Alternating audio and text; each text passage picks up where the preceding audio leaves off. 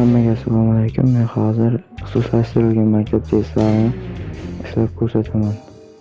Xo'p, hozir bu yerda birinchi savolda Alisher 2, 3, 1 raqamlaridan foydalanib mikrofon oson yoza oladi. Birinchi navbatda mikrofon ikkita qismdan iborat bo'ladi: o'nlik va birlik. Birinchi xonaga 3 ta raqam to'g'ri kelyapti. 1, 2, 3.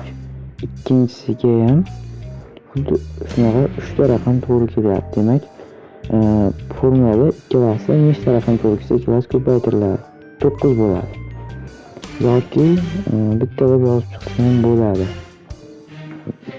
Takrorlansa bo'ladi deyapti raqamlar. Shuning uchun 11, 12 va 13 raqamlarini yoza olamiz. Keyin hozir bu 1 bilan boshlanayotgan raqam ikki xonali sonlar edi. Endi 2 bilan boshlanadigan ikki xonali sonlar chiqamiz. 21, 22 va 23. Bu 2 bilan boshlanadigan ikki xonali sonlar. Endi 3 bilan tuzib chiqamiz. 31, 32 va 33.